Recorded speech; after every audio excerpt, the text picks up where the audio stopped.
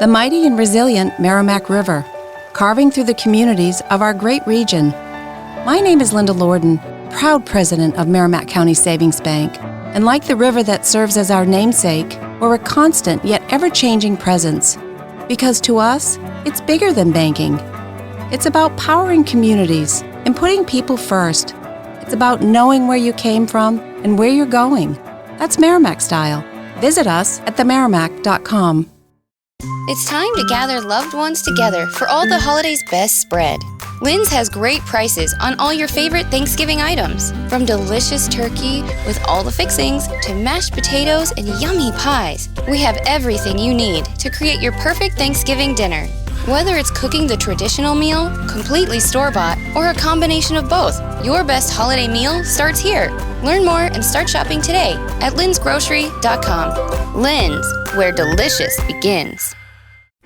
Okay, welcome to today's podcast. We've got a few different things on the menu for you today, so I hope you enjoy this episode. Don't forget, you can always contact me at mail@learningbritishaccent.com or head over to the website learningbritishaccent.com and take a look at all the resources that are available there. So without further ado, let's get on to Section 1. Section 1. 3 things everyone knows about the British accent that you don't. Well, you probably do actually. As a member of the Learning British Accent community, I'm going to take a wild stab in the dark and assume that you like, and in some cases love, the British accent. But did you know? Number 1. There's actually no such thing as a British accent. In Britain, we have a ton of regional accents. You don't have to travel far to hear a noticeably different way of pronunciation in this very small country. So, within a 60-mile radius, you can come across the Scouse, Mancunian and Yorkshire accents, each very distinct from the other. Also, the different countries that make up Great Britain have their own accents, Scottish, Welsh and Northern Irish. They're all very different, and also have their own regional accent differences within each of their borders. When people refer to the British accent, they're generally referring to the received pronunciation accent, otherwise known as BBC English or the Queen's English, although now we would refer to it as the King's English. I speak with what I label as RP, but you could also call it a standard Southern neutral accent. And this is the accent I help people develop with their spoken English. Number 2. Native British accent speakers will probably love your own native accent as much as you love the British accent. Native English speakers adore other accents, sometimes much more than they love their own.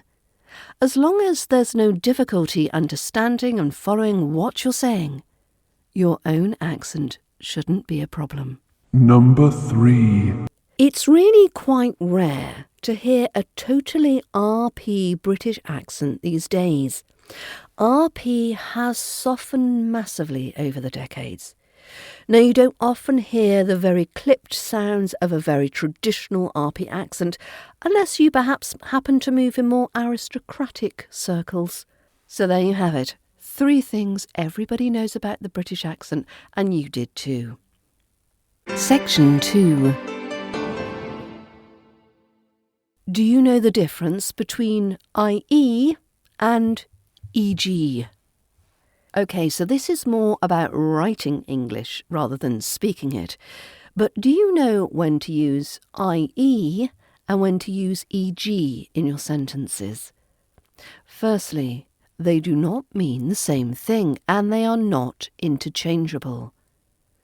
IE means in essence, or it means. So we would use IE to define or clarify a term, or to state an implied meaning.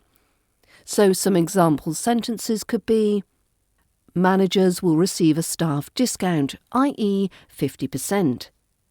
I need to buy the rest of my school books, i.e. 2 textbooks and 2 notebooks. The dog had a lovely time alone. i.e. he destroyed all the sofa cushions and knocked over the pot plants. E.g. is a short version of exempli gratia. It's used to introduce one or more specific examples. So here's some example sentences. Get regular exercise to improve your health heart, e.g. cycling, running or walking.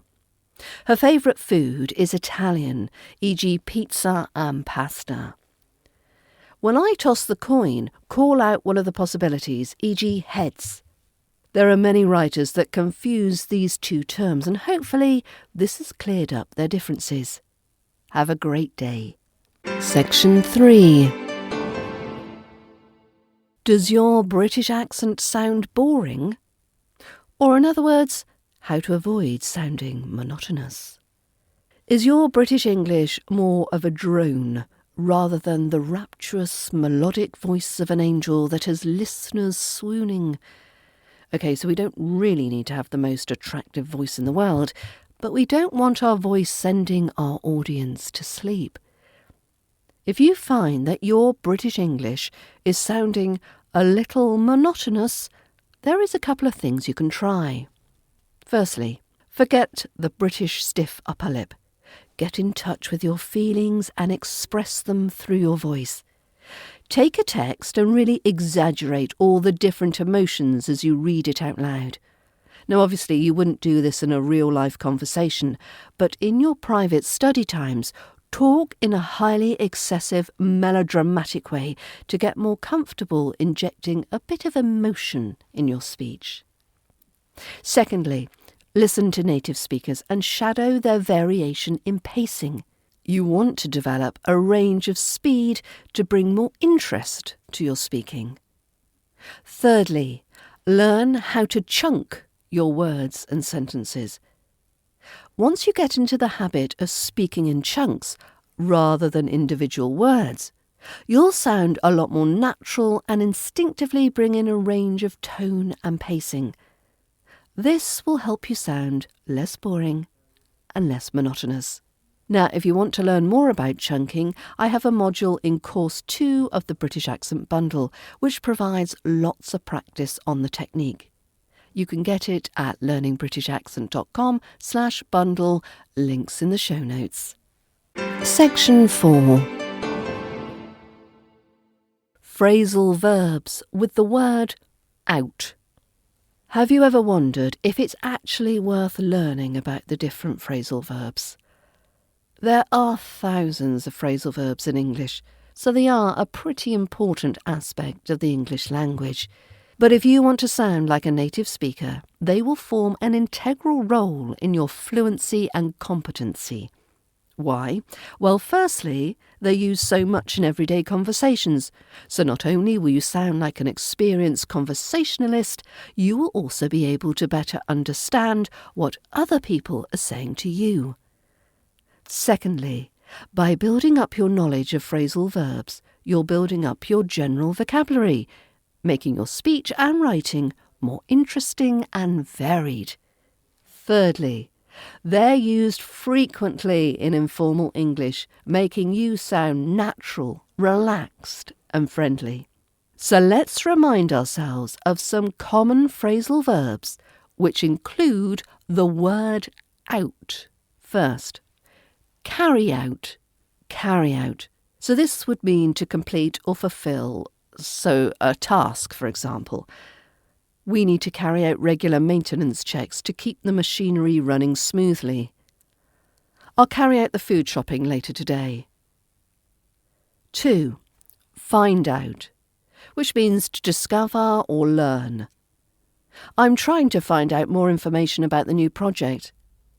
Let me know if you find out who won the award. Number 3. Get out. So this means to exit or to leave. Time to get out of bed and start the day.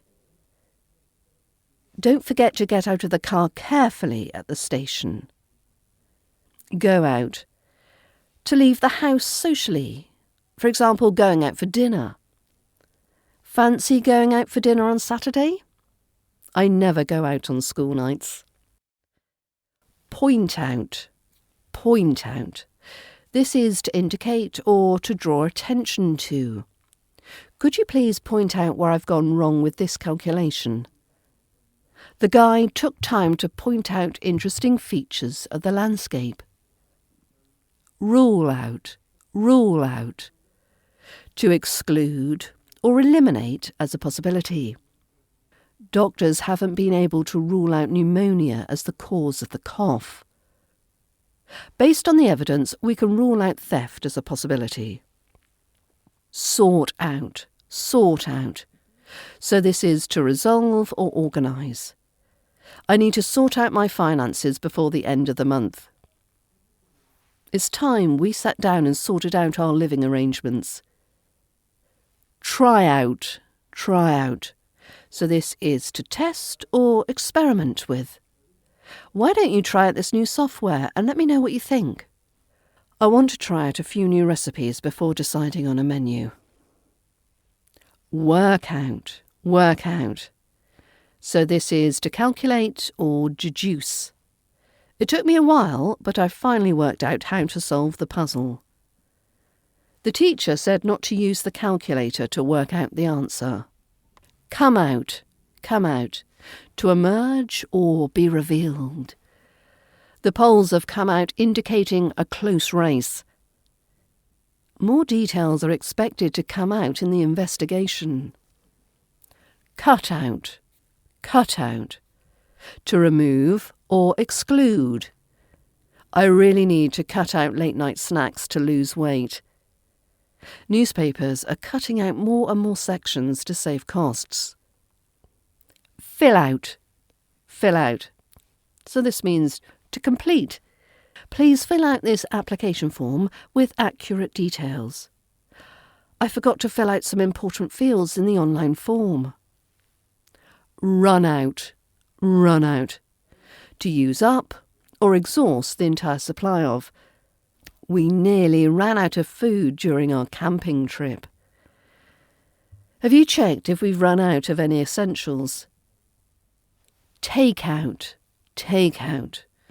To remove or dismantle. I'm going to take out the recycling before the collection. Take out a pen before you turn over the exam paper. Pass out. This means to faint or to lose consciousness. It was so hot in there, I thought I was going to pass out. I'm not very good at giving blood, as I always pass out when I see the needle. So there you go. 10 different ways of using the phrasal verb out. Can I just take a moment to break in here? You can get access to quizzes and members-only posts when you become a member of the British Accent Bundle at learningbritishaccent.com. And of course, you also get access to both the British Accent training courses. That's the RP British Accent Pronunciation course and the Ultimate RP British Accent Learning Resource. You can get all of this for under £7 per month. So if you select the yearly membership option at only £79, you can get immediate access to all these resources. So for less than £7 per month, you can make so much improvement to your speaking voice and gain so much confidence in your fluency and conversation skills. So why not gift yourself this opportunity? Section 5. I hope the previous section was a useful reminder of some commonly used phrasal verbs. So as a bit of fun, I've created a short 10-question quiz to test your knowledge. Now you can get the quiz on the website. I will put the link in the show notes, but let's do a few questions here. So it's multiple choice. Question 1. Which phrasal verb means to complete or fulfill an obligation or task? Is it A, run out, B, come out, C, carry out, D, cut out? Which phrasal verb means to complete or fulfill an obligation or task? Is it run out, come out, carry out, cut out?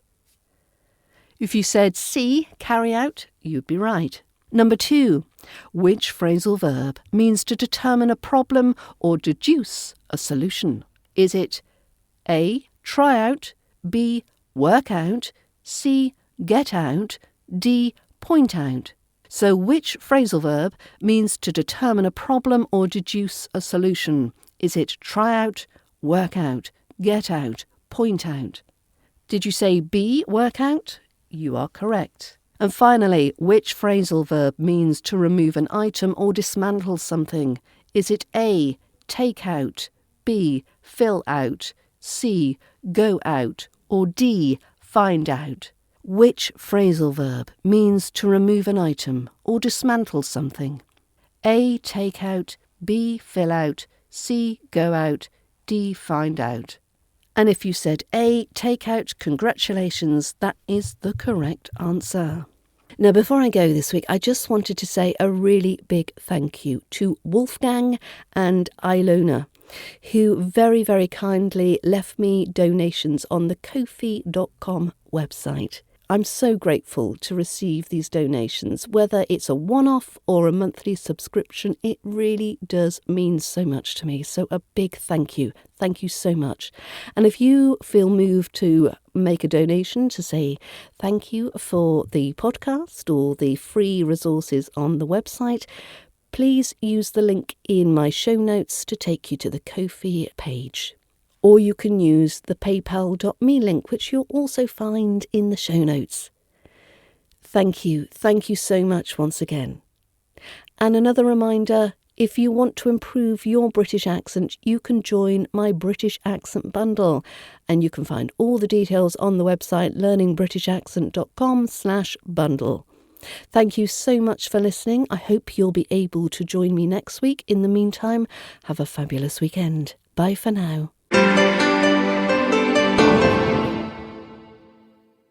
It's time to gather loved ones together for all the holidays' best spread.